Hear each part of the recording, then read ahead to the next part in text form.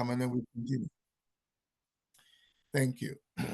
So, good morning, good afternoon, good evening, wherever you are, and including those who will be joining us on YouTube. Welcome. So, distinguished Pan-African delegates, comrades, visionaries, today we gather not just as participants, but as architects of our economic liberation. As you know, for centuries, our continent has been a resource extraction zone, both of human resources and physical resources. Our wealth systematically plundered. There's a book even called The Looting Machine that details these.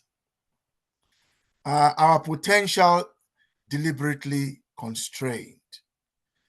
We meet every Saturday. We are the Consensusism Study Group, and we hold two major meetings and other meetings. The first major meetings we hold are on Thursdays, where we discuss philosophy and ideology. And then the second major meeting is this one, where we discuss Africa's unification, which is a central theme for us on Saturday. And then alongside the unification, we also then discuss our total liberation and our development. And as you know, by development, we mean the transformation of Africa, not the growth of Africa, because you can grow without transformation.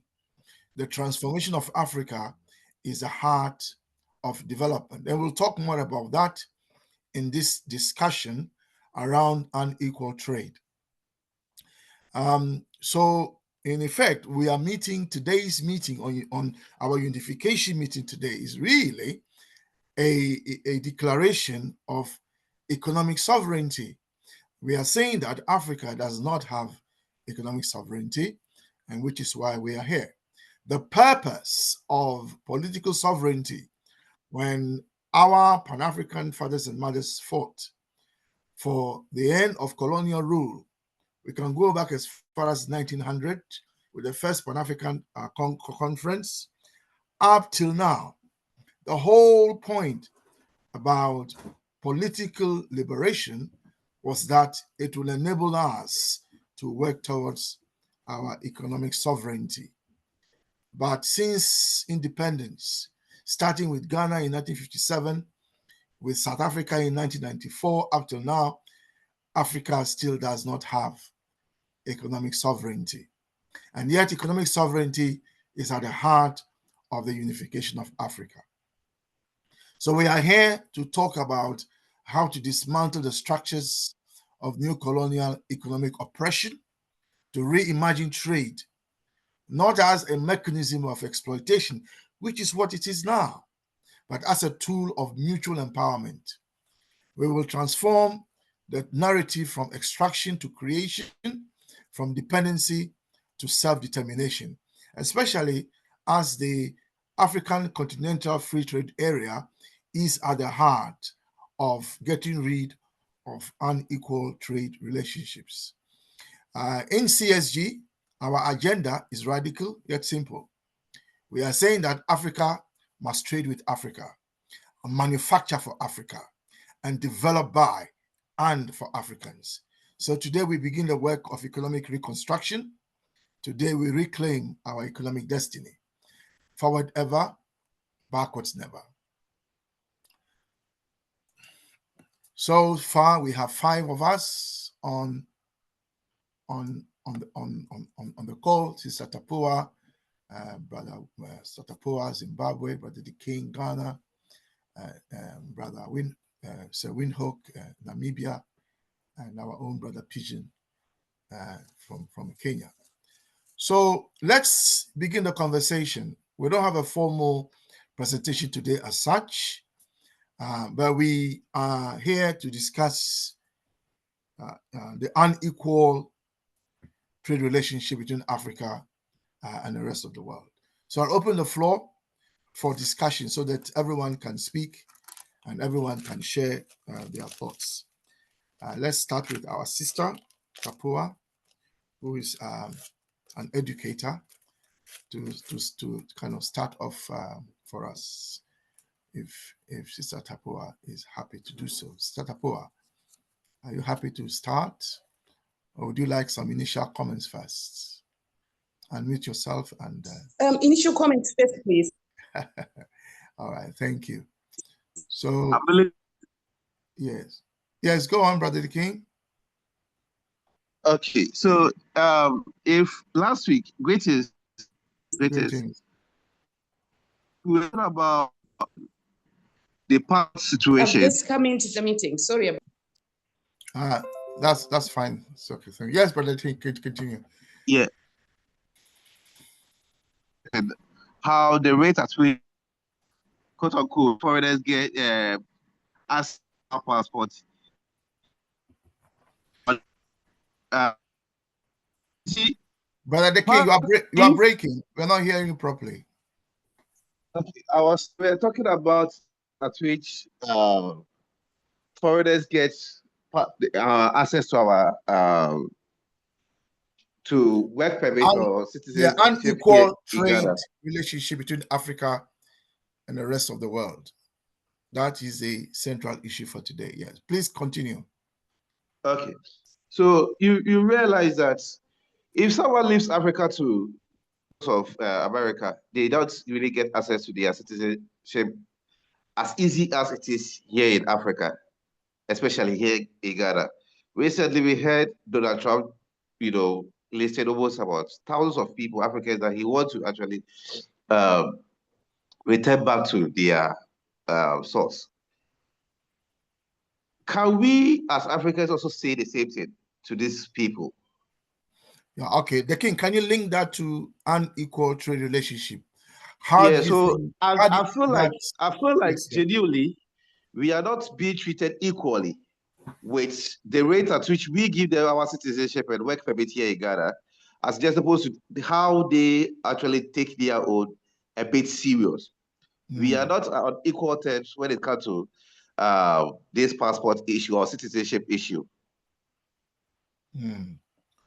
So, are you referring to Ghana's example? Yes. So Ghana has laws, hasn't it? Exactly. So if Ghana has laws on citizenship, and those laws have been, and we have law-abiding citizens from other countries, and they abide by the law, and they get citizenship, just as we also. So I'm in England. There are laws on how to get citizenship. By the way, I am not myself a citizen of this country. I just have permanent residency here. Personally, I've said this in other fora, I have never sought citizenship here, but I have other Ghanaians who are interested in getting British citizenship. Obviously, that is a matter for people to decide. But there are laws, as you know, in Ghana. If you are a British citizen, there are positions by law that you cannot hold. You can't be a member of parliament, you can't be a president, and so on. So it's up to individuals to decide whether or not they want to take those citizenship. So there are laws in Ghana. If you abide by the law and you qualify and you become a citizen, I don't see what the issue is. Just as there are Africans, Sister Tapua has lived, I believe, in England for a long time before I think she retired, and she can also speak to the matter. If you qualify and you follow the rules, you will get citizenship. So, Brother Dikin, it's up to us to make our laws the way we want it, isn't it? Well, what do you think? The laws, every law has loophole in it, clearly. And I think that is the point I'm trying to make. These foreigners have been able to find the loopholes and are using it in collaboration with our own people who are helping them to actually do this. Can we say the same thing to them? And in this situation, what can we do? Because they are using sometimes let's say a missionary from Latter-day Saints from America comes to Ghana. The church has been here. They will say that, oh, he is here for work and all those things. They will give him the right papers to do get the residency or permit over here. Now, do we also go there and get the same thing over there easily through missionary without on equal terms? Yeah, Brother King, what I can tell you is that here where I am, people have been able to get British passports through the back door. It happens here as well. So this getting documentation through the back door is not only in Ghana, it happens in every country. Ghana is not unique. The issue for us today is how is that affecting our trade relationships, this passport matter? Because remember, we said we will discuss passports. There's a passport session which we've planned for this year. But we are happy to discuss it today because it came up last week in line with unequal trade relationships. So, for instance, Brother the King, if I fly to any West African country and I am a trader, there's no problem. Yeah, there's no problem. I send my goods. I send my goods by road. I don't know, or I fly with it if that's better. If I can pay for it, once I can make my money. If I fly, there's no problem. But then try going by road, and that's where the problem is. So this passport issue is affecting trade as well. But the question is, how does that affect trade in terms of unequal trade? So that is the issue for us. Yeah. So and if you can get some specific examples, because you are making very general comments, if you can get some specific examples, okay. that you can share with us, Specific that would be example. good. Okay, let's take it. The Indians are based in Ghana here. They've been here since independence. These Indians and other foreign nationals have control almost half of the Ghanaian economy. Now, the money they make over here, when we say the GDP has gone higher, or where we are supposed to benefit from the GDP, we do not actually see it reflected in our pocket. Rather, it's been they are the one who have the industries here in Ghana. They are the one who are driving almost all our economy, and we do not benefit in it in any way. So, can we say that what this guy did, the Uganda president, the one who Idi Amin did, was he right to have done that? Because that is what we are facing over here, where majority of our economy is being controlled by these people, and they control every aspect of our livelihood. Now, if we want to do something that is to the benefit of our people, because they have the economy, they wouldn't even they decide on who to sponsor and who not to sponsor, what should go into our curriculum and what not to go. Brother the King. Yeah. I think that you are bringing up a matter that I suggest we set up, we discuss in our scheduled meetings for passports, because this in itself is a matter that needs discussion. You see, so I would suggest that we don't go down that path for today. Yeah, we return to the unequal trade relationship for today, and discuss that rather than going down the path that path. So, what do you think? These are my thoughts on that. Okay, to me, yeah, I see it to be the same under the same topic, unequal trade. Yeah, I see it to be under the same topic though, but I think I will hold on until that day. Yeah, okay. How do you see it relating to that?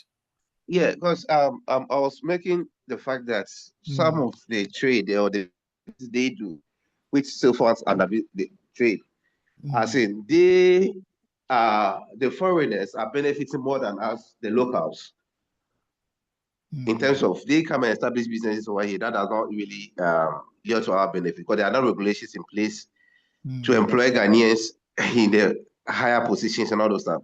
So I am seeing it that, okay, it falls under trade anyway. Okay. Yeah, and it doesn't lead to our benefit. So it's not in the right, it's not on equal terms, so to say. Right. Okay. Thank you for drawing our attention to that. Now let's go to Sister Tapua, whose hand is up. Sister Tapua, can you just hold on? Brother Pigeon has his hand up, and let's hear what Brother Pigeon has to say as he's also his co-chair. Brother Pigeon. Yes, Brother Kwame. Yeah, greetings to all of you. It's a pleasure to connect with you once again. Thank you, Brother Kwame and Brother The King.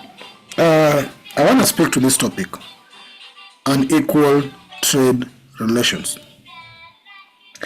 Of course, Brother Kwame, you've started with what is very important in terms of economics, and I think that's what we read in our Thursday class of Cautionism, when Nkrumah was trying to point out at the differences between capitalism and socialism. Nkrumah says that individualism can lead to capitalism or socialism. Then he was using the example of John Stout to actually explain how John Stout wanted the government to have a minimal regulations on individuals' economic activity. Sorry, John who? Sorry? John Stout Mill.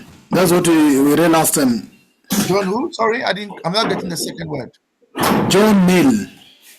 Oh, Mill. Okay, John Mill, yes. Yeah. Oh, John Stuart Mills. Yes. Right, carry on. Nkrumah says in the last class that he had a design of economics, and he felt that government should not regulate economics, should have minimum regulation in economics, so that it can allow free market and free economy, probably free economy. But then Nkrumah says that thinking in that line then leads to what capitalism pursue economic goal for the purpose of domination and exploitation, while socialism should be pursuant of same economics for purpose of supporting one another and being there to build one another. Now, economics and trade, I think I'm not an economist much, but I think they almost involve one thing. There's another term called commerce as well, which I think is somehow closely related. But let's look at trade. Africans used to trade even before the paper currency came in. We had what was called barter trade. This barter trade then was exchange, of course, of goods and goods. Was it equal or was it unequal? What was the measure to show that if somebody gives you a goat is equivalent to 5 kilograms of millet? Could somebody then go home and say that, or complain that I gave one goat but I got only 5 kilograms of millet? What was the measure and standard of showing that the trade that then took place in barter system was then equal?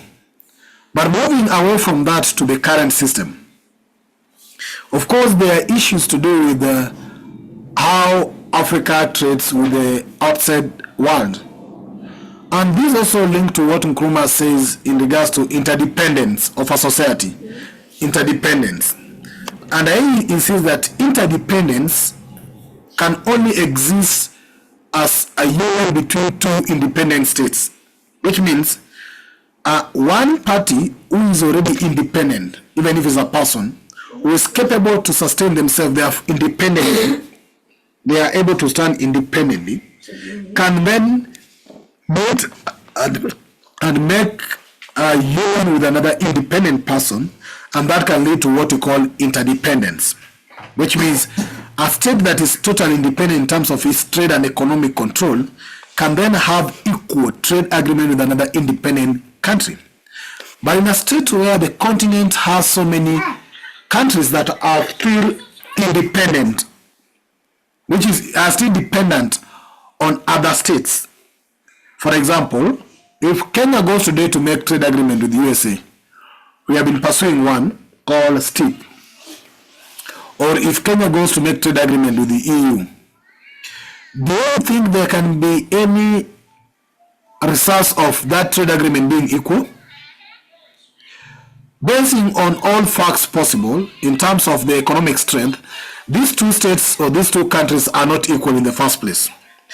Kenya financial resources ability for control or anything, exploitation, is not equivalent to what US has. Even though Kenya might be having cheap manpower and a lot of resources, the US has actually a lot of money in control. And this is what brought clear differences that stalled the agreement between Kenya and US in terms of trade. Because the US government wanted Kenya to open up its trade industry, all the trade industry, without protecting any. But the Kenyans are saying, if we open even our agriculture, the US companies will come here and set up their big farms, and because they have a lot of money, they'll do cheap productions, and our products, which we are doing expensively because we don't have enough resources, will not sell anywhere. So basically, we'll be opening up for them space to control our agriculture. And if they control our agriculture, they control our food system. So how do you then end up trying to balance this? Because it is very difficult, and until what you said as you start, that Africa need to trade within Africa. And I like what is Africa-Free Continental Trade concept coming in with. But it can only be a trade between equals. That is the only way you can gain some level of equal tradings. But a trade between unequals, which means one strong and one weak, can never result to anything equal at all. Look, for example, when foreign companies come to the continent and they set up their companies, what happened? They get tax holidays and tax evasion. So the government gives them a tax holiday as a means of attracting them to come and invest. But do the same tax holidays apply to local industries and local companies that want to set up? It doesn't. So it means that these people are playing in the same market, but one is having an advantage over the other person.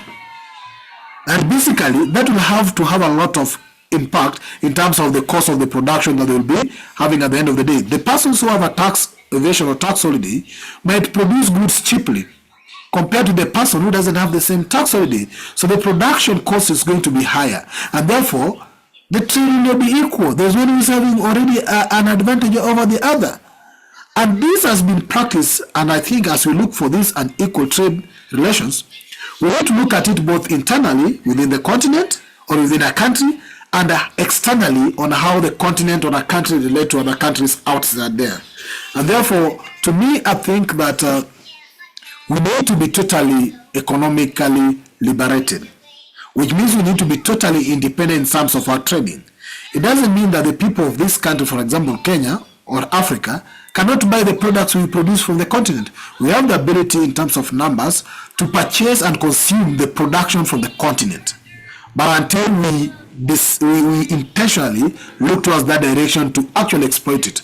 But as long as we still think that we are accessing EU market, we are accessing US market, we are accessing, like now Kenya meat is going to EU market on Arab states, we will always be at their mercy on their terms, and some of their terms might not be equal to us. That's my thinking. Thank you. So Brother Pigeon, to kind of summarize what you're saying, you're saying that essentially there can be no trade balance, or you can't have equal trade between unequal traders. So that's what you're saying, yeah? Yes, that's what I'm trying to point at. Right. And Brother the King raised earlier the issue that if you have people who are not indigents and they are able to set up businesses, haven't obtained citizenship fairly or illegally, that situation does not promote balanced trade. So that's what Brother the King was also saying. But let's hear from Sister Tapua, and then I'll make a few comments. Sister Tapua. Yes. Evening, everyone. Evening, morning, afternoon, wherever we are. Thank you.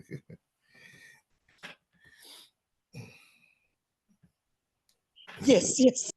To say that we must remember that we're operating in a capitalist system. And we must also remember that the borders were put by capitalists to exploit effectively. Therefore, when you fly, for example, you're actually showing what class you belong to. When you go by road, the chances are you're a small trader, and big traders and big corporates and small traders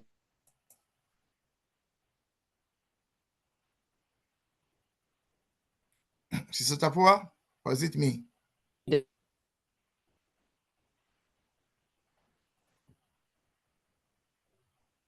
Hello?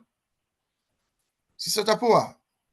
I don't know. Are in competition for the same market. And looking Right. with the eyes of Ubuntu. Okay, so what I'm saying is, whatever we're doing, we're struggling against a system that is against the fundamentals that we believe in of working together. Because when we're trading, for example, if we're butter trading, I want some millet, you've got a goat. Am I going to accept the goat for the millet? And what measure are we going to use? That was almost bearing in mind that this person needs this and I need that. But then with capitalist systems, you're exploiting someone. So to then think of how we can have fair trade in that context becomes very difficult, because one is set to exploit the other. And until we stop and say, for example, what's happened in Burkina Faso, let's just take a break. Let's stop. And let's see what we can do internally. Yeah. Sister Tapua, it's okay if you want to complete what you are saying, finish, but if you'd like me to clarify something and then you continue, that's also up to you. I don't want to kind of derail what you want to say. Yeah. So do you want to continue and finish, or would you like me to clarify something and then you continue? It's up to you.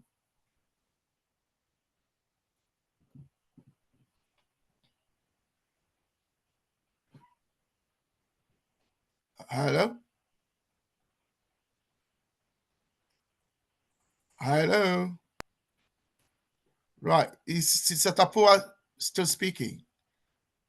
Brother the King, can you hear me? Yes, I can, Yes, but I had just finished. Yes. Sister Tapua, we lost you for a moment there. Yes, I noticed. Okay, please continue. Finish what All right. you want to say, yeah. Okay. Just as a way. Yeah. Is it just me? We've lost Sister Tapua again. I think we are all facing the same problem. Okay. Sister Tapua, I don't know if you know, we've lost you again. Yeah, I think Tapua is having challenges with her connection. Okay, she's now rejoining. Okay, let's wait for her to rejoin, but we can continue, and then when she rejoins, we can continue, and when she rejoins, she can speak. So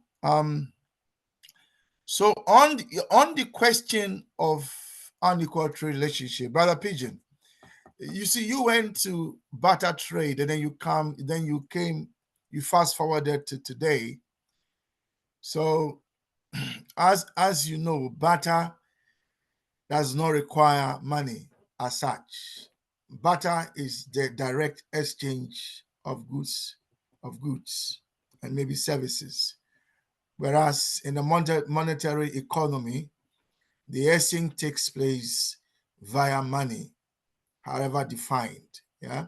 So that is the difference. So sometimes it's not helpful to define unequal trade in that sense. The other thing I think we should understand is that, so I'm listening to some of the conversations we're having, and I feel that we are mixing up markets and we are missing. I mean, mixing up markets as places where people bring their goods and services and exchange. Yeah, we are mixing that with what happens in production, where someone like, say, an entrepreneur employs the factors of production, if you want to put it that way, and that includes labor, and then gets labor to produce or to create value, and then the entrepreneur, who is here in this case a capitalist entrepreneur. Remember, there can be different types of entrepreneurs. Not all entrepreneurs are capitalist entrepreneurs. You can have a socialist entrepreneur as well. So the entrepreneur in a capitalist system owns all that is produced and then pays labor a certain value. And the argument is that what the entrepreneur pays labor is less than the value of the goods or services in the marketplace. So that is a different argument. So we have markets where trading takes place. Yeah, you bring your goods. I bring my goods from Ghana, Brother Carrington brings his goods from Kenya. We meet in this space, and then we exchange those goods and maybe services using money. Yeah, that's a different argument from I am a manufacturer and I employ capital. I employ factors of production, including human beings, to produce what I take to the market. That is a different argument. So I am encouraging us to make it clearer what it is we are saying, because when we are talking about an equal trade relationship, we are not really talking about what takes place in production. We are talking about what is being traded, and that trading is what is unequal. And of course, there are different aspects to it. So I just thought I'll make that clear. Sister Tapua is still struggling to join. She has already in the past told us she has challenges with her internet connection. So let's go to Sam. I believe Sam, South Africa. Is that correct? Sam, how are you guys seeing unequal trade relationship from the South African perspective? What is your perspective? That's our topic for today: unequal trade relationship between Africa and the rest of the world. Brother Kwame, I think from our perspective, and this is my little understanding of the trade relations here. You know, we suffer the same situation of what we can call unequal development in the SADC countries, especially the oldest custom union has been SACU, which was signed even long around 1910 with the apartheid regime with Swaziland, Lesotho, Botswana, and Namibia. And even in those olden days, South Africa has been the most mature and developed economy, and they produced more goods that were needed, especially internationally, trade with the US and Great Britain. And in that way, the tariffs in SACU has always been favorable to South Africa. And the other countries, even if they are in this custom union with South Africa, they always felt the pinch as if South Africa is a big brother that gains more than them. And this is totally based with the economies of these countries. South Africa has always been far developed than these countries. And they just manage those tariffs in that relationship, but there's always up and down squeals from the other countries that South Africa is benefiting more than them. So unfortunately, there's the uneven development situation that is related to these countries. They've managed to negotiate favorable tariffs, but as again with the USA, the USA gives this Southern African region more or send more of their services and goods to these countries more than they are sending to the US. So the balance of those tariffs gains that the US get or the Great Britain gets from the SADC or SACU countries is always favorable in the direction of the US or Great Britain. So for me, that is the only disparity I can say, and it will remain that way.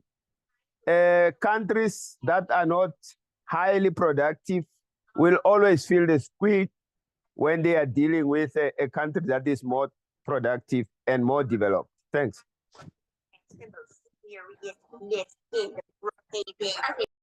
Yeah, brother Sam, thank you very much. Sister Tapua is now back. So hopefully her internet connection will be stable. But before you speak, Sister Tapua, get ready to speak. Let's watch this short video on when we are talking about unequal trade, we are talking about international trade. So let's watch this very short video on what international trade is. Brother Pigeon, I hope we will not be pulled down for showing somebody else's video. If not, then we can delete it later. So it's only 2 minutes long. Let's listen. What is international trade? International trade refers to the exchange of goods and services from one country to another. In other words, imports and exports. Imports flow into a country from abroad, while exports flow out of a country and are sold overseas. There are two types of international trade: visible and invisible trade. Visible trade refers to the buying and selling of solid, tangible goods between countries, while invisible trade refers to the buying and selling of services. A nation's current account balance is the total visible plus invisible exports minus all visible plus invisible imports. If an economy exports more than it imports, it has a trade surplus. On the other hand, if an economy's imports are greater than its exports, then it has a trade deficit. International trade benefits whole economies and consumers. Consumers have a greater variety of goods to choose from, and are available at lower prices. If countries can trade, there is better allocation and utilization of resources. By competing against other nations, companies become more efficient and produce better goods. Countries that trade a lot tend to have lower unemployment than protectionist nations. International trade also enables countries to sell their surplus produce. And lastly, international trade fosters peace, goodwill, and mutual understanding between nations. Thank you for watching this Markets Business News video on international. Right. So that was just a brief. I'll share that so that we kind of get a clearer idea as to what it is we are discussing. And for us, CSG, when we are raising this topic, let's remember that there are the dimensions that we are interested in are the fact that in this unequal trade relationship, that we are saying that there's a significant imbalance in the economic benefits that we've just had and the power dynamics between us as trading partners. If we take Africa as a whole, there is an imbalance in benefits. And in the context of our trade with the rest of the world, this inequality is characterized by several key aspects. There is a question of resource extraction. That what's happening is that we are primarily exporting raw materials and natural resources, whilst we import manufactured goods, and that this pattern perpetuates economic dependence and limits our value addition. The other aspect is unfair pricing. So we sell our raw materials at low prices, and then we buy back manufactured goods at higher prices. So this creates a disadvantage trade balance, against us. Then there's a third part of power imbalance. So stronger economic partners, and then certainly we are weak, and they are former colonial powers and they are multinational corporations. You see, they impose unfavorable terms of trade on weaker African economies, which is what we are. Then there's a fourth dimension, which is a limited value chain participation. You see, we Africans are confined to just the initial stages of production. You can take coffee from Kenya or uranium from Burkina Faso, or cocoa from Ghana, diamond from South Africa. You can take any of them, and you'll find that we are confined to the initial stages of production, and I've mentioned mining and the exporting of raw materials, while higher value processes like refining and manufacturing are occurring outside our continent. The fifth dimension is the fact that there's economic dependency. See, this trade structure is reinforcing our dependency on external markets, and it hinders our development, because then we have not been able to develop a diverse, self-sufficient economy in Africa. Then the final dimension is the unequal exchange of labor and resources, right? So even when we travel outside, we are still paid less than the indigens. The average African, whether they are cleaning toilets or working in lecturing universities or working as whatever, we are still paid less. They pay us less than their own people. So if our poor countries, and then we are also then exporting a large quantity of our labor, our nurses, our doctors, we just export them. We get nothing in return, really. Well, they send money back in terms of remittances, but you know what I mean. It's not really making Africa to advance. So we are exporting a large quantity of our labor and resources than we export, than we import, to maintain a monetary balance of trade. And this is resulting in a net appropriation by the global north. So what we are saying is that this unequal trade relationship effectively continues patterns of economic exploitation, which were established during the colonial era, and that is impeding our economic growth and development. And when we are talking about African economic growth and development, sometimes some of us are not clear. What are we talking about? We are talking about wealth, the wealth of the world. So if you see the wealth of the world as a cake, baked cake, and we say, okay, let's share this cake amongst the people of the world. We are saying that we get the smallest share, and yet in baking that cake, the resources that are going to baking the cake, the majority of it is coming from us. And yet when it is being shared out as wealth, we get very little. And this unequal trade relationship in international trade, and is a problem. We will talk later also, as we all discuss, about the criminality of something multinationals, in terms of how they bribe leaders, how they finance wars, and how they steal resources, how they loot. I mean, we'll talk about that also later as part of the discussion. So let me pause there. I just sought to give a kind of a wider, if you like, context in terms of what it is we are discussing today. So let's now go to Sister Tapua so she can share her insights. She is an educator.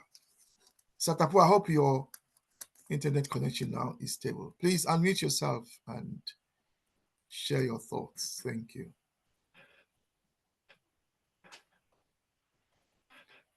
Yes, I'm hoping I'm going to last through this one. Yeah.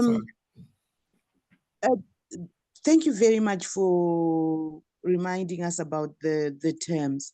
I'm still coming back to the fact that we are one world, and in that world, where exploitation of one by another is the norm, it's very hard.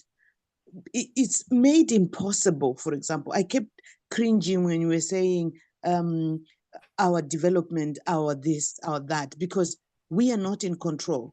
It is in the interest of the larger capitalist countries to make sure to perpetuate our position, to keep us in a subjugated position. Because if we do not see the wealth beneath our feet, and we start redefining who we are, based on what we have, then we will continue to be told this, that, or the other. Because coming back to your image of the cake, if we produce the flour and the sugar and the oil and everything else that goes into baking the cake, but they make sure we don't know the recipe and we don't know where it is baked. They make sure we never get to know and we never get to own that. It means, therefore, we will always be dependent. But I'm sure we need to look at how important it is for us to acknowledge our strength, because all the ingredients for the cake are in our hands. If we get to know how to bake the cake, then they're in trouble. I mean, I'm just talking about, for example, the climatic conditions in Europe and all that, and the fact that they're trying to make sure that we're dependent on them for food. The way they're going about genetically modifying grain and making sure that we'll never be able to grow our own food, but we're forced to grow cotton and tobacco and all that does not feed us, actually tells us what's happening. So I think it needs us to get the bull by the horns, as it were, and do what the Sahel countries are doing, to say, after all, our people live on $1 a day. What do we want? What are we going to lose? Because there was a time I actually thought, if I were the person in charge of this country, I would shut it down. And who would suffer? The guys that want to fly, the guys that are living above $1 a day. Otherwise, everybody else will make do. Because I think we need to have that courage. And it's only when we have that courage and understand that this is no messy game at all. No one is going to feel pity for us. We've got to stand up for ourselves and stand up for our people. I will end here for now. Setapua, thank you so much for your contribution. You said in the chat that it is in the interests of developed, I believe you mean developed countries, to maintain the status quo for their advantage. So expecting equal and fair trade is unrealistic. Can you throw some more light on what you mean?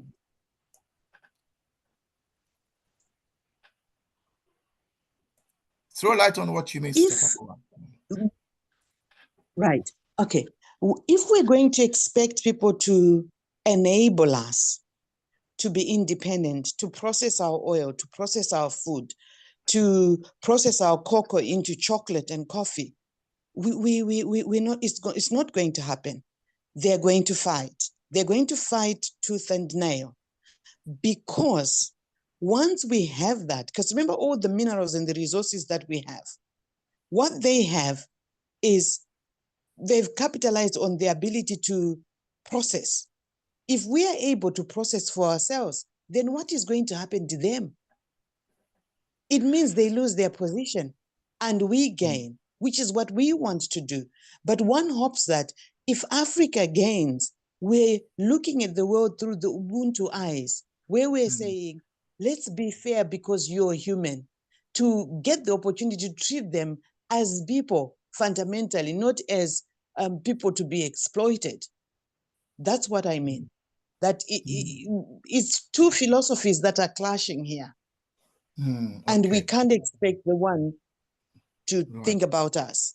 Yeah. So Setapua, is it fair to say that you are reminding us of what Kwame Nkrumah said, which is that you can't just call a conference and tell your exploiter to be moral and then they'll be moral. that doesn't work that way. So what would you then suggest? What, in terms of solution, what is your suggestion? My suggestion is we need leadership that's gutsy, leadership that is not bribed by, selling minerals at under the market value for having been given $5 million US, and you're happy with that. We want a leadership that stands up for fairness for the people, which is what I'm hoping some of the younger leaders are doing, because they're standing up for the general people. They're thinking of their people. They're not going to be bribed to build a house or a palace in Europe. to take the money which the exploiters wanted to give us in the first, wanted to take from us in the first place. Now we are taking it there for them. Because a lot of the money that is looted or the wealth that is looted from Africa ends up in Switzerland. And we are told about money laundering. We can't send $3,000 to Africa in one swoop, but they are accepting billions that are shipped by our leadership. So my thoughts are, we need leadership that is simple, to the ground, and just look after people. We don't want to be building these things that the ordinary person cannot even get into. Let's just get back and say we are who we are, and we are content with working from where we're working from. Others have done it. India has done it. So, Sister Pua, so you are saying the solution is that we get the right leadership. Yeah. Yes. Do you think that, or do you not think that Africa or the African people have been crying for such a leadership for decades now? And do you not think what happened in Burkina Faso, and in fact, the reaction of the Ghanaians when Traore was in Ghana, do you think that is a reflection of what the people want? They want a leadership that fights for Africa. What do you think? Absolutely. That's what the people want. But the powers that be that are external to Africa are scared of this. This is why they keep killing our leaders. Because once the leadership gets to know what needs to be done or starts putting it into practice, they're in trouble. We're not going to be growing food for them. We're going to be growing food for ourselves. We're going to think of ourselves first before we send anything away. We're not going to be allowing our indigenous seeds to be decimated because somebody wants to control our food production so that we're totally dependent and become paupers on the world stage. And if we have leadership that sees that, then I think we're getting somewhere. So do you think that, so the problem is not the people, because the people are crying for the kind of leadership that will transform Africa. So the problem is the leadership, by which I mean the group of men and women who step forward and say, we want to lead. So do you think they are the problem? So the people want the right leaders, but those who come forward and say they want to be the leadership end up not providing the right leadership. Do you think that is the issue? Yes, it is the issue, but it's also very subtle, because when you're aspiring for leadership, sometimes the aspiring leaders don't realize the amount of pressure they're going to face and the amount of manipulation they're going to face. I mean, because, for example, when we're looking at the Kenyan youth strikes and all the movement in Kenya, what the Germans and the Europeans did was, because they realized the source of power that lies in the youth in Africa, they started offering scholarships. Right. And I just say to myself, oh no, because once they remove those young people out into their claws, then it becomes very difficult in an isolated European context to maintain the momentum and the vigilance which Nkrumah was able to do. Very few people are then forced to be individualistic in their perspective once you set your foot in Europe. Because in Africa, you're surrounded by the philosophical idea, or the remnants of it, of that we are a group, we are one, we should look out for one another.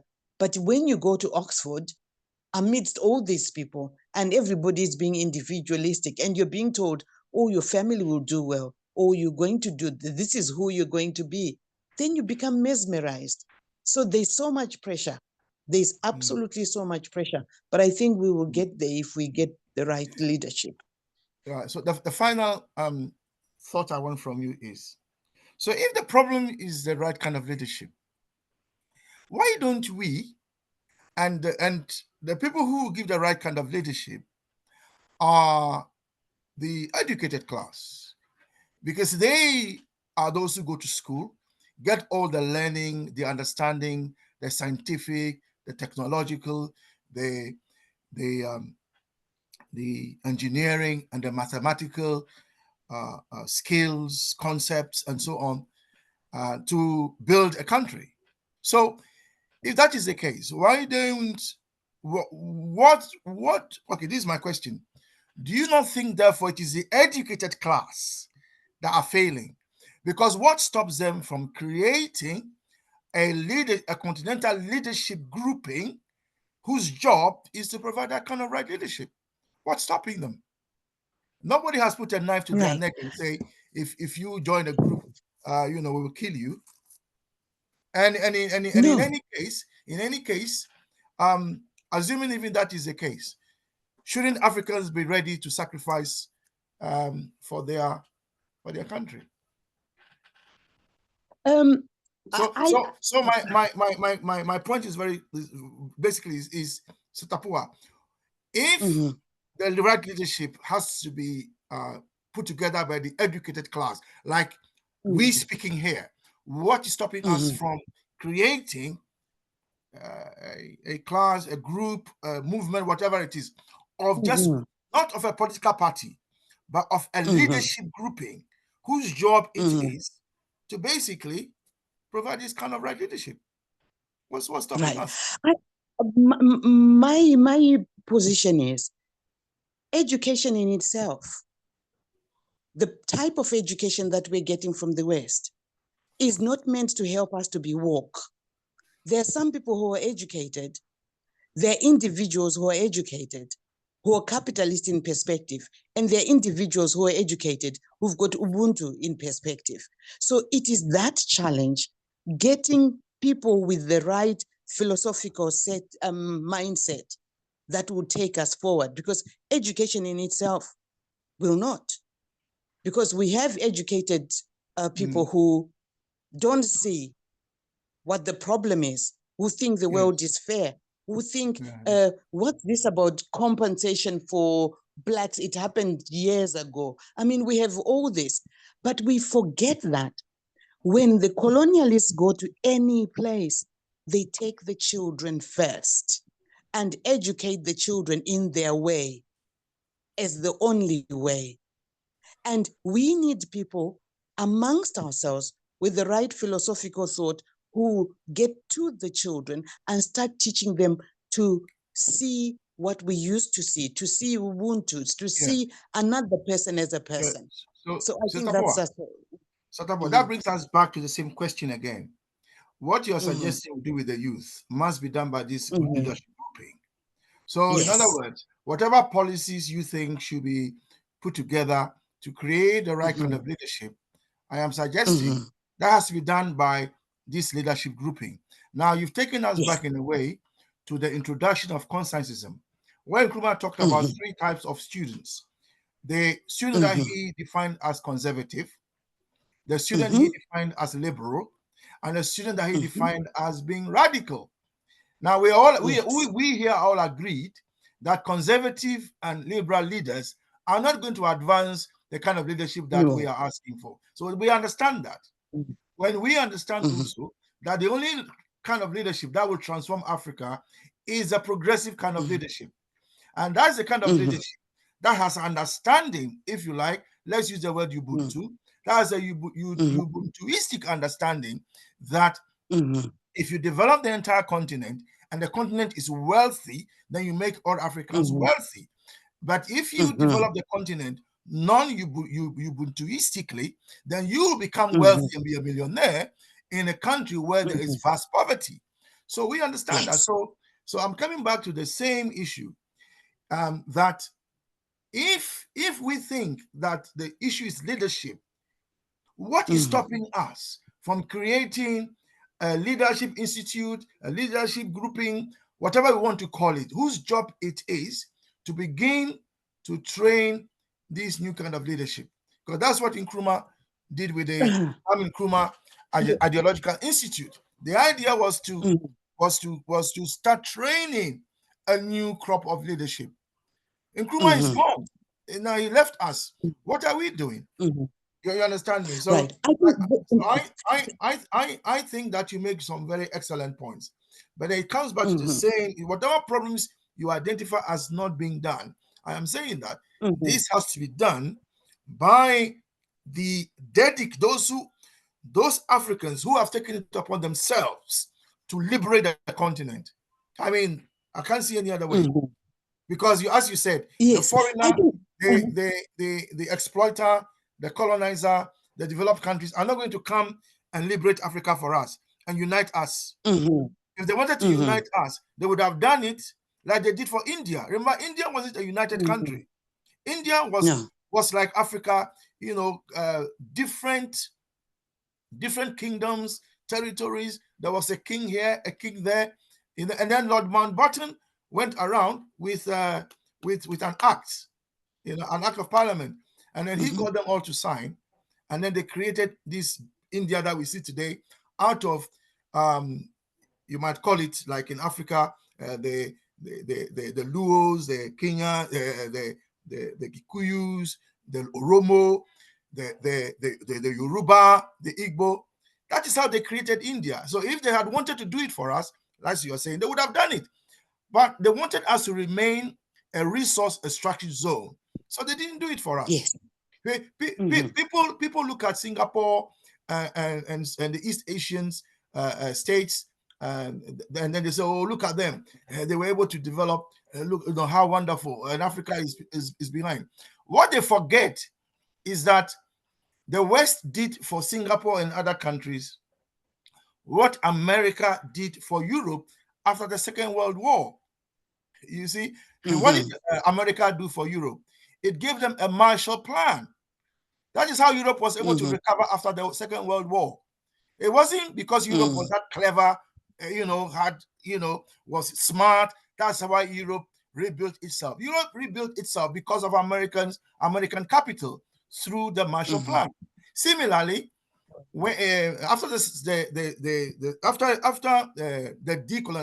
decolonization movement, the West gave a similar Marshall Plan to Singapore and those Taiwan and so. That is how they develop. But they make it appear that we are stupid, our leaders are stupid, or somehow we are stupid and we can't develop, we are not smart enough, which is all lies. You see? So I'm coming back to you again for your final view because you touched on it, that you think it's leadership. If it is leadership, what can we do? Because we know that there are three types of leadership.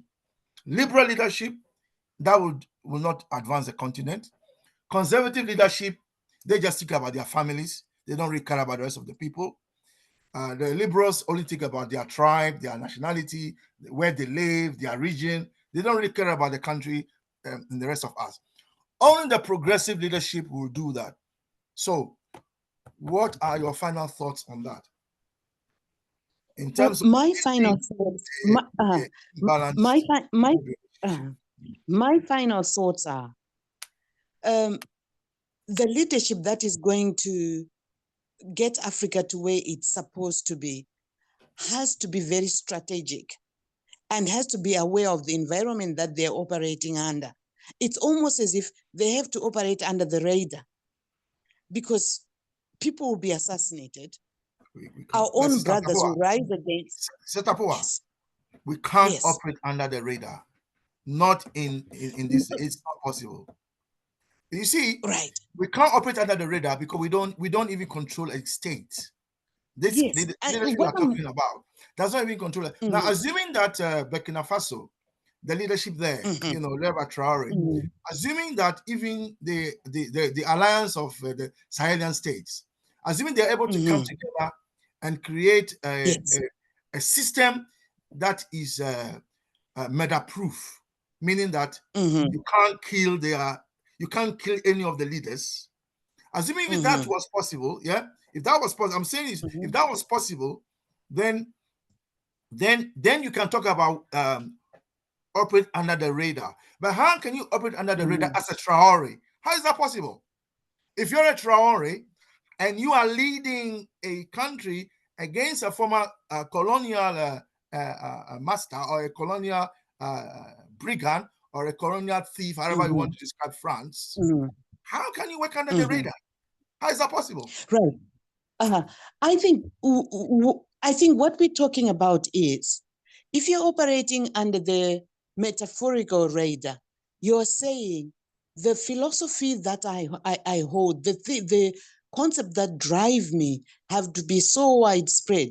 I remember one of the last kingdoms to fall in Mozambique, the Barwe Kingdom. The Portuguese and the British had a problem with them because they couldn't tell who was going to be the next leader. In other words, there would always be somebody to step in. They couldn't get rid of the leadership because people were so confident in who they are and where they wanted to go that it became impossible. So we want to be able to build a grassroots leadership that does not depend on a name, but depends on people's understanding of where we want to go. So that if one person is taken down, you then have others who will carry it on and keep reminding our liberation movements that this is not what we want, this is not what we fought for. And we always want to have that kind of spirit going on. And I think it takes time, it takes hard work, it takes people making sure that the common person is able to take the baton and go with it, because we know where we want to go. Yeah, Satapo, I think you make an excellent point. So, brothers and sisters, what Satapo is saying is that, if I'm interpreting what she's saying correctly, is that we need to create a leadership structure that is such that if they take out one leader, another emerges. They take out that leader. So, in other words, they can never destroy the leadership, because that leadership is such that it just reproduces itself in such a way that you can't kill it. And I think that is something that we must give thought to, because when Nkrumah was taken out, then they went for all those around Nkrumah. I don't know if we know what happened. When they took Nkrumah, they wouldn't have succeeded, but then they banned his political party, and then they went for those around him, because those around him were so ideologically advanced. It was just amazing. And for those of you who know the history, you will know that the West and others were saying that Nkrumah was keeping these people he had imprisoned them in Guinea.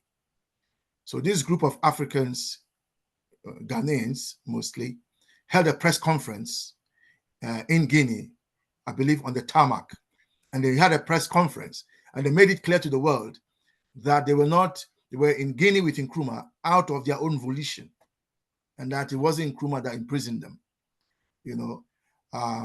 So I think, Sister Tapa, what you're saying is that from our experience, from the experience we've had with Nkrumah, we must have a system whereby if they take out an Nkrumah, another Nkrumah is available. Yeah. Take his place. Yeah, I think that's a very good point. So we'll know that, and that's an action point for us. That is an action point. Brother Pigeon has put on the screen agreement on technical barriers to trade, which we can look at. But before, Brother Pigeon, I believe you want to speak to us on before you do so, can I remind us all again about something which I think is important. So when we talk about unequal trade, let's remember that trade is not just about selling goods and services, like we heard from the video, the short video I heard, we listened to, that it's about exchange of visible and invisible goods and services, and that both parties then benefit. That all sounds great, but in reality, another aspect of trade is that it is trade is an instrument of national power and economic development, and that it is not just a means of mutual benefit. In other words, trade is also war. Trade is a form of war. Trade is a form of warfare. And so when you're engaging in trade, you're actually also engaging in a kind of war. So trade is part of geopolitics. So I think we also need to understand that. And there was a German economist who was responsible for pushing this idea. The fact that Germany is, or was, maybe still is, some would argue it's losing its place. The fact that Germany remained the powerhouse of the European economy, in other words, that is where manufacturing takes place. That is a powerhouse. It's not for nothing. It's based on their understanding of what production and trade is. And the gentleman who was responsible for that thinking is called Frederick List. If you don't know him, I'll put something in the chat so you have a look at him. List wrote a few books, and his argument and is what I was sharing with you. That trade is not just about Ghana trades with Kenya, and then Ghana and Kenya get benefit from it. It's also about war. In other words, Kenya and Ghana teaming up to trade with someone else, because that trade is an instrument of national power. When you trade, you are trying to advance your position in terms of wealth. You want to be wealthier, you see. So I thought I'll make that also clear, so that we continue the discussion, and so on. Yes. So, Brother Pigeon, now over to you. Technical barriers to trade. So, Brother Pigeon, if trade is war, you are talking about the technical barriers to war. Yeah, thank you. I like to take very few minutes so that I give others also opportunity to speak. I think on the topic we're discussing about creating the next leaders for, if leadership is a problem, I don't think we are well prepared for it. Because Pan-Africans in regards to waking up to prepare the next leadership is something else. What it takes for somebody to be a leader, a president in a country, it's not something that's a walk in a park. And that's something we can discuss later on how we do that strategy. If we cannot do that, Nkrumah gave us a strategy in the Handbook for Revolutionary Warfare, unless we go that direction, because he knew what it takes to be there. But I would like to also, yes, agree that trade is a war, and that's why there's what you call disputes. Now, I'd like to mention something just briefly. That trades has to take place between parties that agree. So there must be agreement for trade, that we agree to trade on these and these platforms. Now, of course, we know that World Trade Organization was, of course, the creation and thinking of the US and the West. But I'll also have to mention here that Ethiopia is not a member of World Trade Organization, and because they had their reasons and never wanted to open up their markets for the so-called world. Eritrea has also been playing and practicing actually conservative measures, and Eritrea has not been benefiting for anything of that sort or World Trade Organization. Now, trade has barriers, because trade, even if agreement has to be, there are key barriers that regulate and stop trade. These barriers can make trade unfair. And according to an agreement that then was sorted to actually sort out these barriers that lead to trade issues, the agreement was made to be called Technical Barriers to Trade. And the WTO, together with many countries, have actually formed committees in their countries to look at technical barriers that actually interfere with the trade. So countries across Africa who are signatory of the WTO, some of them have a committee to see that. Their work or the barriers that lead to trade that then can lead to what we call an equal trade are in three categories, in fact three. One is what we call technical regulations. Technical regulations are regulations that countries come up with to either protect their markets. Technical regulations are actually compulsory, while the opposite of technical regulations are called standards. So countries can come up with standards of how the trades must be done. For example, the US might say that if you have to receive, for example, goods from this country, those goods must not be in plastic, but they must be anything recyclable. Those are standards of their trade, and they have a mark for standards. So standards are voluntary, while technical regulations are permanent and compulsory. So people can develop their own standards, and these standards are either market driven. Those can actually be barriers to trade, and then can lead to what you call an equal trade. For example, I'll give you an example. If today, for example, US or Europe says that they will not receive products that are not in plastic or that are in plastic packaging, it will mean that countries or developing countries that do not have advanced packaging beyond plastic will not access that market. Technically, those people block you from the market, and that means they have actually blocked you from market unequally. So they are provided what you call an equal trade, and that market will only be open to people who can meet that standard. Now the next barrier to trade is what we call conformity assessment. There are conformity procedures, and the World Trade Organization has come up with what we call conformity procedures, a guideline for that, so that the whole world and all countries that are member to this, when they develop their conformity procedure, they must use the guideline from WTO, so that we have uniform conformity procedures are based in any countries. And the last thing is actually, as I've explained, there were three of them: conformity assessment, technical regulations, and standards. Now, trades also have what you call disputes. As Brother Kwame said, trade is war. So there are dispute resolution mechanisms, both from WTO and any other countries. For example, a critical example that came up, Europe denied citrus oranges that were coming from South Africa, were denied market in Europe. And they create basis that citruses that were coming from Brazil had some pesticides. In that way, South Africa could not sell their citruses to Europe. At the same time, Brazil was interested in that market. So when they blocked South African citrus to Europe, Brazil was to trade with them. When actually what you call assessment, because these accusations of pesticides and anything else must be under laboratory tests. When the citruses from South Africa were tested, they found out that indeed citruses from South Africa were clean and didn't have any issue. But already the market is gone. Currently, the world is moving towards what they call green economy and green air transportation and green everything else. Now, this is also another technical barrier and an equal requirement in trade. For example, most of African countries are trading what you call fresh produce. And international developed countries don't want products that are going through air. Now the same people who came up with their so-called plane, but they're now saying that jet fuel is emitting some pollution or what you call polluting the environment through the jet fuel. So they are asking countries to adapt what you call blue whatever economy, that people have to transport their goods through sea. They're forgetting that even sea has a leakages on the sea itself, the sea oil or whatever that affects animals of the sea, fish and the rest.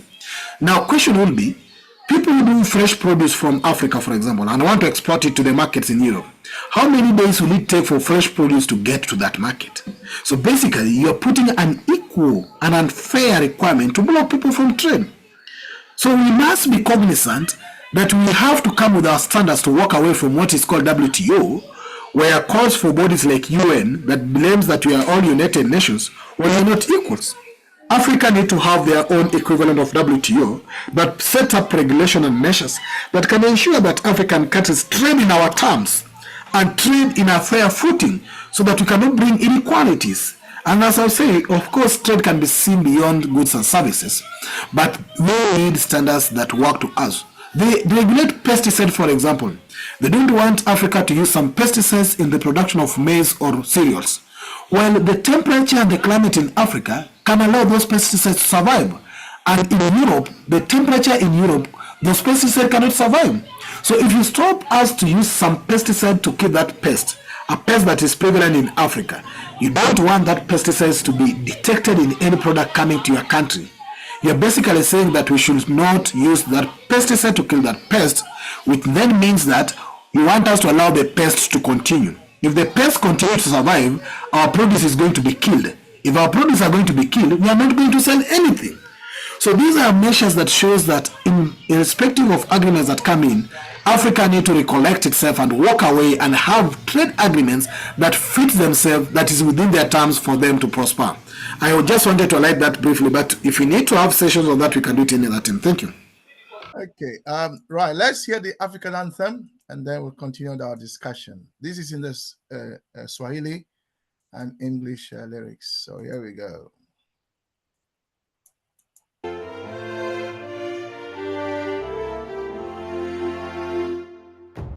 Tuungane sote na tushereke pamoja ushindi kwa ukombozi wetu.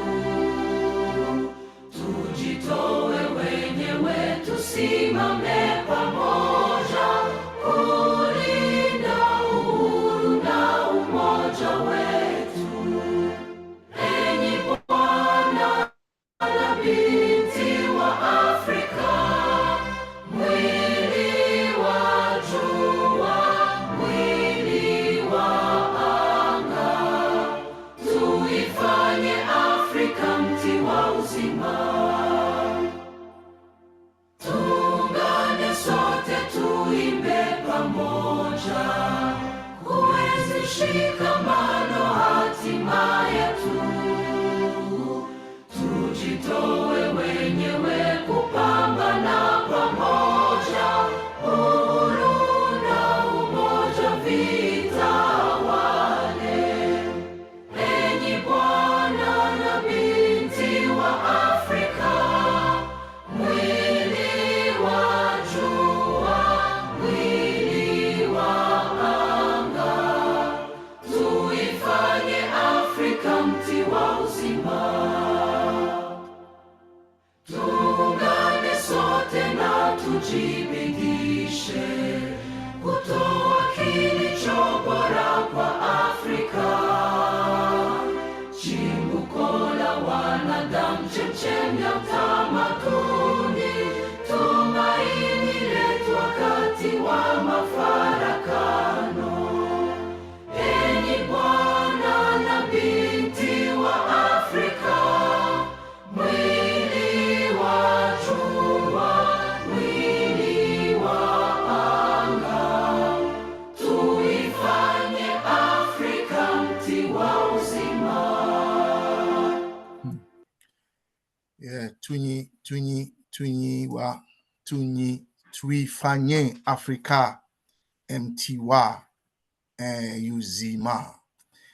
Let's make Africa the tree of life. But isn't Africa already the tree of life? We give life to the whole world. Some of them are still sucking breasts, even though they are grown men and women. They can't leave the woman alone, even though they are big boys and big girls. They are refusing to leave the breast for the little children, grown men and women, and they still can't stand on their own feet. They have to keep extracting resources from Africa. Yes, so we are discussing unequal trade relationship. That's what we are discussing. And we have asked key questions. And key questions. There are many aspects of international trade: exports, imports, economic impact, global marketplace. The fella is a complex thing. The trade organizations like WTO, that Brother Pigeon has mentioned, then the balance of payments, and so on. At the end of the day, for us as Africans, what is this really about? That is what we are discussing. And I want to draw our attention to three key things about international trade that I think we should be also focusing on. They are: one, the illicit financial flows. Africa is losing up to 50 billion annually due to illicit financial flows, including practices, yes, like over-invoicing, underpricing by who? Multinationals. Some of these guys are criminals. They over-invoice, they underprice, and as a result, we are losing wealth. Secondly, millionaire migration. Approximately, we are told, 18,700 high net worth individuals left Africa between 2013 and 2023. These are high net worth individuals. They took their wealth with them. And this is leading to wealth erosion. So we are exporting a high net worth individuals also out of the continent. Thirdly, debt servicing. A significant portion of our national budgets are allocated to debt repayment, some of which are criminal. Brother Pigeon, you recall, shared with us. You know, these so-called debts that Kenya owes. Some of them are fraudulent. Kenya owes no such debt.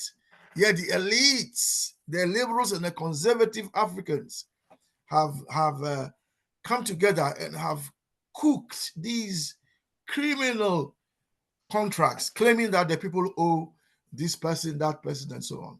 So again, we are losing a lot of money through the servicing of, in some cases, spurious debts. And so it means that through unequal trade relationship, we are poor. Africans don't have the wealth that they need.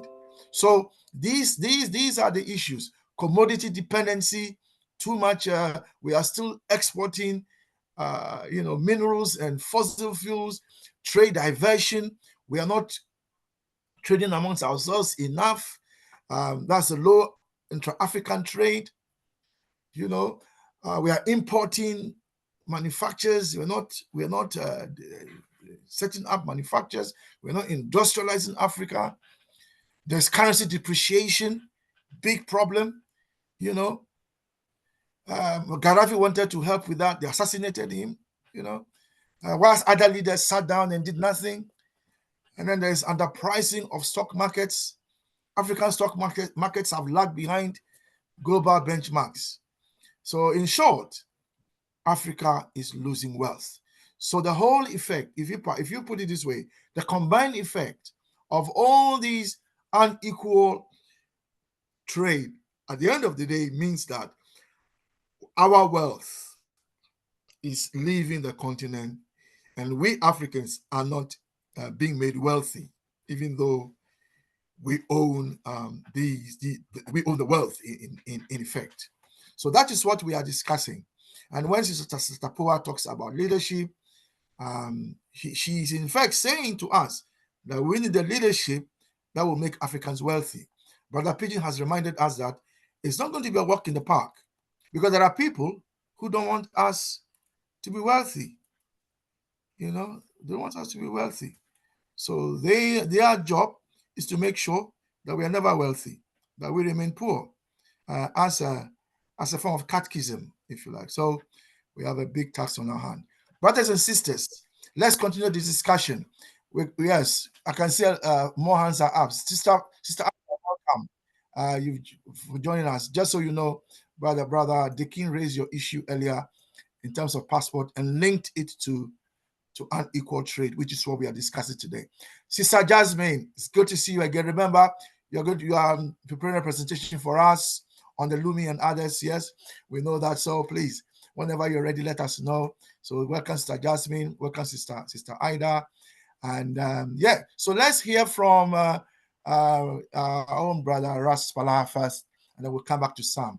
I think Sam has been inspired to share more with us. Yes, Ras Palah. Yes, my elder, give thanks, blessed family. So Ras Palah is our guru in terms of ancient knowledge. I mean, he is just amazing. Ras Palah, it's just good to see you, sir. Over to you. Sir. Share Give with us thanks, your thoughts blessed. on this. Yes, family. Thank you. Yes, family. So okay. He's also our priest in the house. Yes. Yes, sir. I just wanted to comment on this issue of trade, what's happening in South Africa now. So Donald Trump had an inauguration in USA, as you all know, I think 5 days ago. Apparently, Ramaphosa, our South African president, did not receive an invitation letter.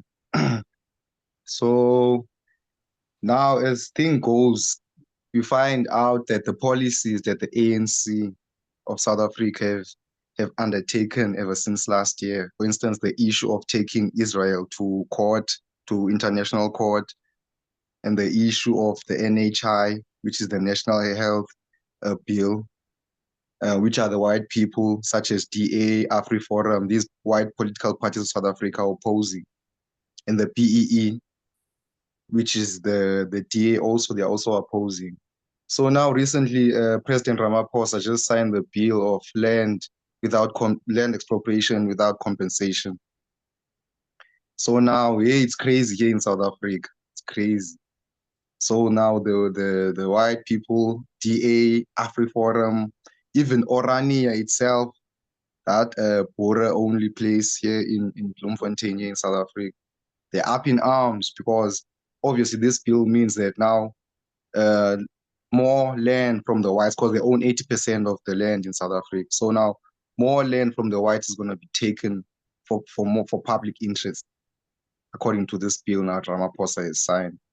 So now the white people are saying now South Africa is becoming a communist state. ANC is going back to its communist roots. The markets are going to fall because communism never worked. So we can see again, based on these classes we had Thursday, that this issue of ideology, of geopolitics, has really a lot of influence. In fact, politics itself has a lot of influence in the international market itself. Because if now Trump closes the market in South Africa, now imagine how much inflation the rand is going to have, and imagine how much impact that's going to have in South Africa. But also on the other hand, if Ramaphosa becomes decisive and ANC, they really put their lot in the bricks.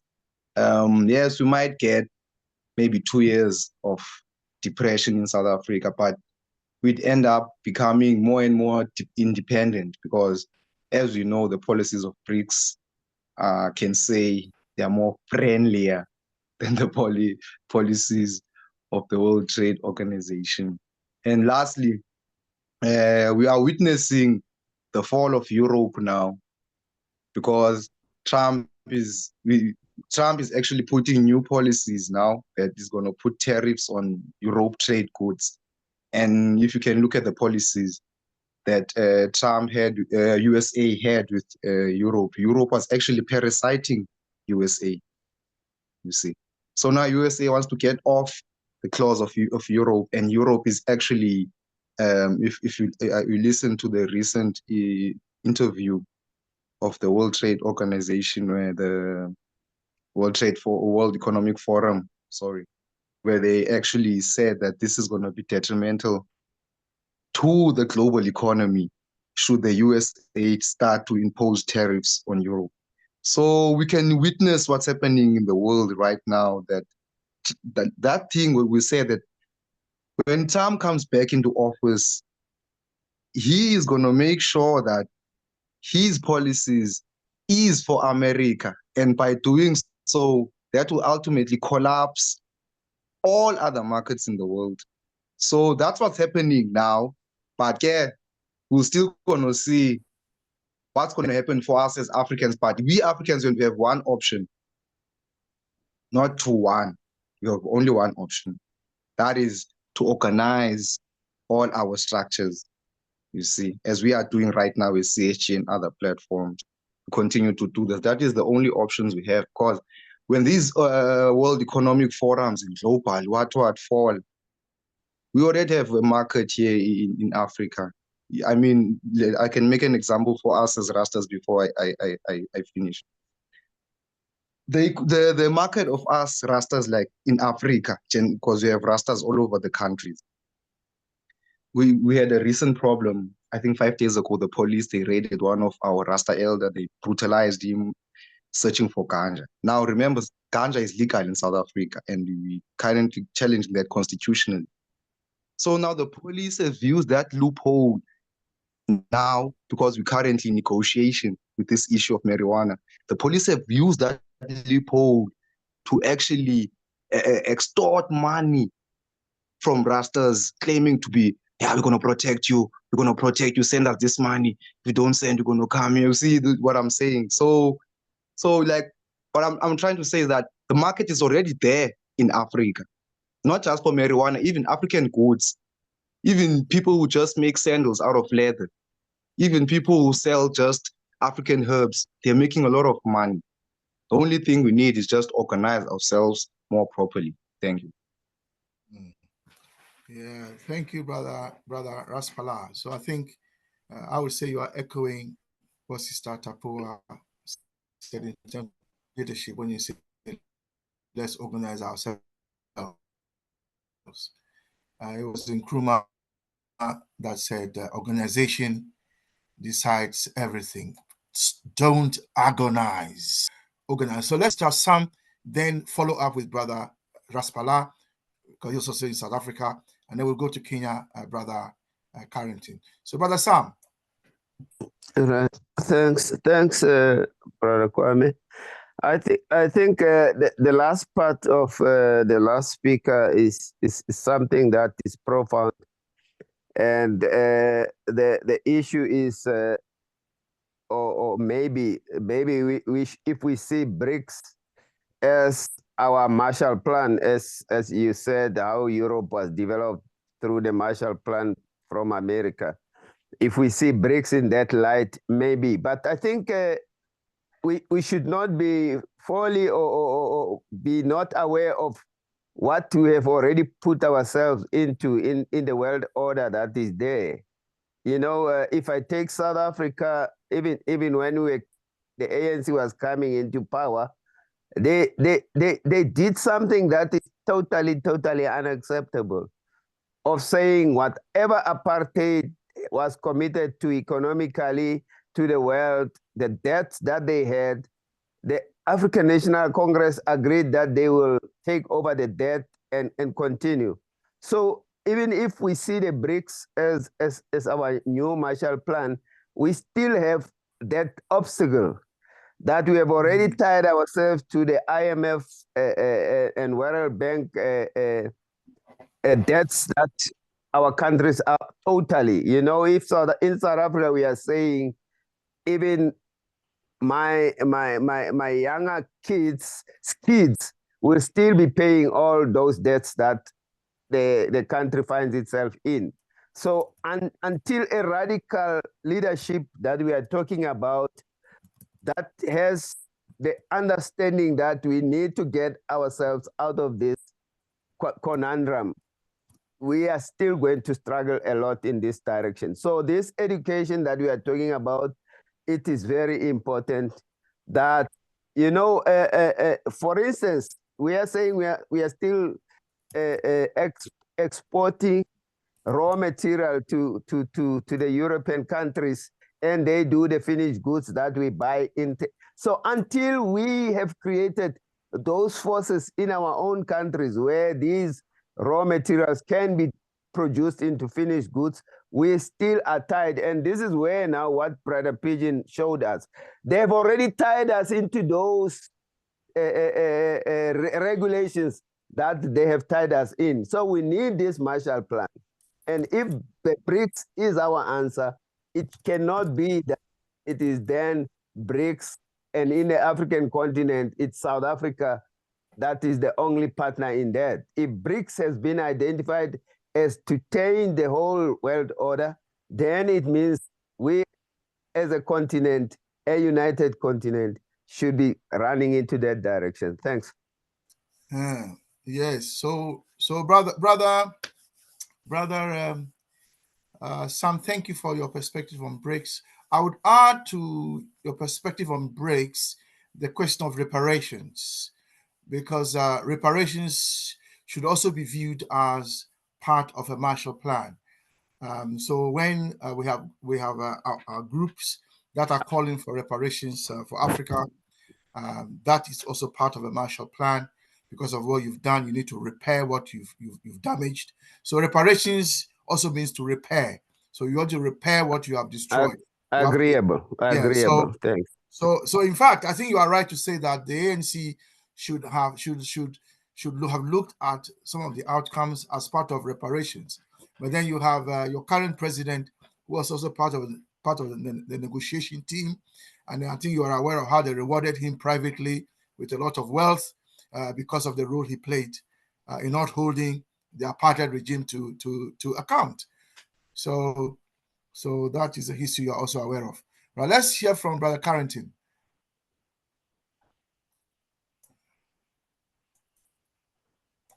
Brother Carrington? Thank you very much. Can you hear me? Yes, we can hear you. We want to hear you on unequal trade relations. And Brother Carrington, if it's okay with you, I want to have a chat with you after the meeting, yeah? A private chat. Thank you. Thank you very much. Yeah. We can do it on WhatsApp after the meeting, yeah. Okay. Thank you very much, brothers and sisters. You need to unmute yourself. Yeah. Oh. Go on. Yeah, go on, brother. Yes. Sorry.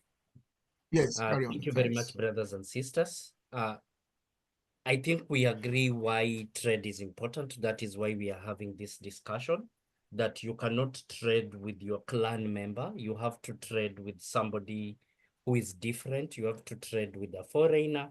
You have to trade with different people.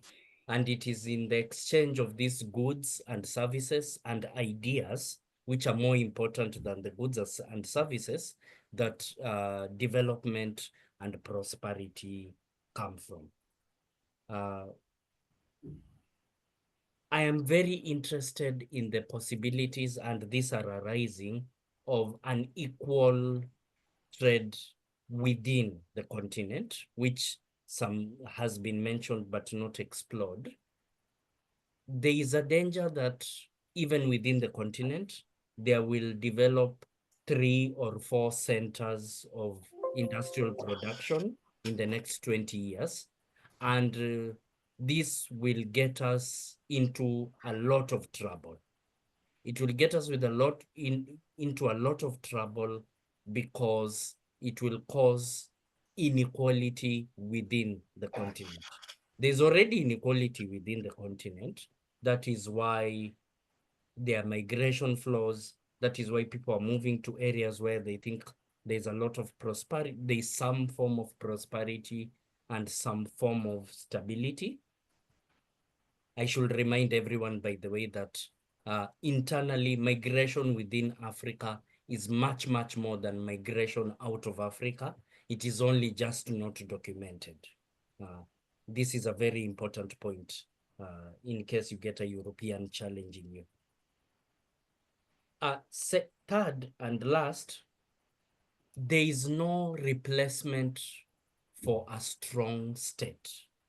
That the easiest way of fighting neocolonial exploitation, the easiest way of fighting unfair trade relations, the easiest way of fighting deindustrialization, for example, deindustrialization is going on in Kenya as we speak, is to challenge the state and to make sure that the state, as is formed, is serving the interests of the people.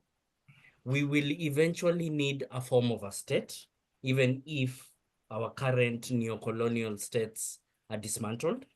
We will need some form of leadership, organization, representation, and an organization to ensure public order. Will this organization represent our interests, or will it be like the current state organizations who are representing the interests of the Europeans and the interests of the elite of Africa, right? And this is what is weakening us fundamentally, that without a strong state, a weak state will be exploited regardless of the color of skin of the people, regardless of the width of their eyes, regardless of the number of the legs.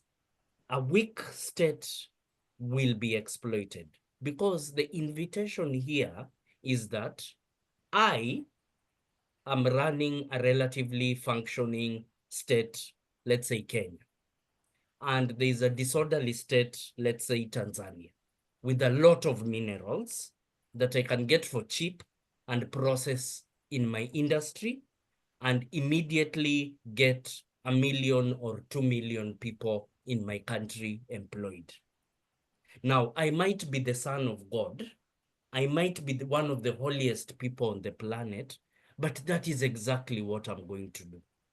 And I will give an example of Greece, which joined the European Union and was given loans by German bankers and German industrialists. They were then unable to pay these loans, and there was a European banking crisis in 2010, to which Greece was ordered to cut down on university education, cut down on healthcare to pay back these loans. They refused. They actually rebelled and voted for a party that would reject these austerity measures. The German government, through the European Bank, the European Union, and the European Central Bank, eventually orchestrated the sacking of the finance minister who had refused to sign these deals, and replaced him he's called Yanis Varoufakis, and replaced him with an amenable finance minister who signed the deals and basically bludgeoned the Greek economy for 10 years. It has only started recovering recently. Again, ladies and gentlemen, brothers and sisters, there shall be no replacement for a weak state. A weak state will always be exploited, and eventually within the continent, if we do not come up with clear rules, strengthening the African Union, strengthening the Continental Free Trade Area, strengthening and enforcing these rules, strong states or stable states within Africa will exploit weak states, as is currently happening in the case of most of Zimbabwe's gold is exported through South Africa and is counted as South African export. So this is happening as we speak, and we ought to pay attention to it.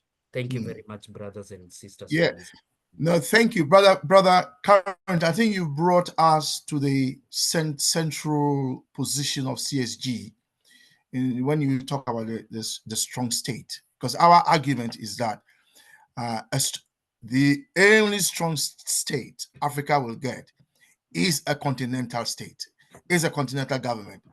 If we think that neo-colonial territories will have a strong state, with a South African state, a Kenyan state, a Ghanaian state, it just won't be strong enough against the power of the new. So I think you've brought us to why we are hosting and holding these Saturday sessions, which is to draw the attention of our brothers and sisters to the fact that unification is what we ought to be talking about. So thank you very much for that. The time is 9 to the end of the session. I was going to ask Sister Pua if she would like to make a comment based on what she said so far because of her contribution, because I think we keep coming to leadership. So I think Sister Ida has her hands up. So let's hear from Sister Ida. And then I'll make some final comments within the next 4 minutes. And then Brother Pigeon can then make the final announcements. And then we'll bring the meeting to a close on time at 8 o'clock. Yes, Sister Ida. I'm sorry that I couldn't come earlier, but the fact of the matter with what Brother Carrington has just said makes me go back to what I was saying last week about if a state such as Ghana starts allowing everybody in just so that they can know what's going on financially, because our Ghana card, you need a Ghana card to be to have any banking facilities and things like that. You need Ghana cards for almost everything. So if other people are now being the 300 people who they were saying had all got citizenship, how does that strengthen a country? Does it not weaken the country? Because if you got citizenship, you can't be a strong country if it's the very people who have the wealth who are coming in under the radar. So that is really my comment, because I agree with what Brother Carrington was saying. But I feel that if we're not careful, countries can be undermined in a different way. If they need to know people's banking histories and stuff like that, it doesn't mean that you have to give people citizenship. To me, that is it's going in the wrong direction. Thank you. Okay. Yes, it's Sada, you raise important matters with respect to who comes in and who doesn't come in, and whether or not, even if we let people in, whether the wealth they create is something that the people have access to. And my sister, brother the King also mentioned that. You recall that one of the arguments against against Awam was before independence of Ghana, the Association of West African Merchants. And one of the arguments against them is that they cornered the whole market for international trade in the Gold Coast, and they sold to Africans at exorbitant prices, and they hoarded and so on, and that we didn't benefit, and so on. So I think you make a very important point, but the King also makes that point. So when we have our session on passports, we'll discuss that. Okay. One of the reasons why Idi Amin throughout the Indians, as I understand it, is that all the Indians in Uganda had British passports. So when Uganda became independent, the government of Amin told the Indians to get Ugandan passports and Ugandan citizens, and the Ugandan Asians refused. They refused to take Ugandan passports and become Ugandan citizens. I mean, now they are saying that they want to be seen as a tribe, just like an African tribe. That's the argument today. At the time, they didn't want to take Ugandan citizenship. So the government of Amin said, okay, since that is the case, leave and go to the UK where you have your British citizenship. And then people said, well, you know, this, that, and that, and that. So that I know it was mentioned by the King, so I thought I should mention that. It's not all the reasons, but that was one of the reasons. The time is 5 to the end of the session. I'm just checking if there are any hands up. There are no hands up. So let me make some final comments on this question of unequal trade. What we are saying is that if Africa balances trade with the world, within itself and with the world, we are saying that there will be an income growth, that the African Continental Free Trade Area alone could raise our income by 7 to 9%, say by 2035, which is about 450 to 550 billion in terms of wealth creation. We're also saying that if we balance our trade, we can lift 30 to 50 million Africans out of extreme poverty, which will enhance wealth distribution. And then in terms of jobs, about 1.3 million African jobs can be created through the continental free trade area alone. We're not even talking about setting up the manufacturing and so on and so forth. Then there will be increased trade. Inter-African trade, if it increases, can also contribute between 50 and 70 billion by 2040. And then there is foreign direct investment, because once Africa is balancing trade, clearly we can also attract foreign direct investment. And then those of us who are outside the continent, who send a lot of money to Africa, as you know, sometimes what we send to Africa is bigger than FDI. So what it means is that we can also contribute to the formation of companies in Africa. So if companies are set up, we'll be willing to buy shares in them, and that will help propel the continent. And then there's manufacturing growth that would also create wealth for us. And then finally, Africa already has about 345 companies with annual revenues about 1 billion or more. Now, if we balance trade, we could be going towards 1 trillion. That is a potential. So CSG is calling on all the forces of good for the welfare of Africans to begin to see the need for us to balance trade, our trade within amongst ourselves, as Brother Raspala and others have mentioned, and then with the rest of the world. The time is 2 minutes to 8. Brother Pigeon, let's hear the final announcements and bring the meeting to a close. And Brother Karen, I'd like to call you immediately after the meeting so we can chat. Brother Pigeon, announcements, and then we will bring the meeting to a close. Thank you.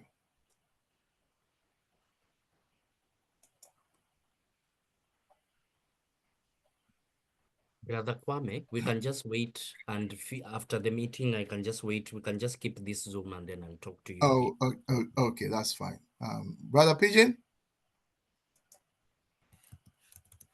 Okay, Brother Pigeon is not responding, so I take it that he's probably dealing with other issues. So, so the announcements are as follows. One, there will be a Thursday meeting on Thursday, this coming Thursday. That is our philosophy and ideological class. That's the 30th of January. That'll be the last January, and then on Saturday, same time on Saturday, we'll have a session on. So this session is on economics. Our next session will be on development. So we'll look at development, the topic on development, which we shall share soon.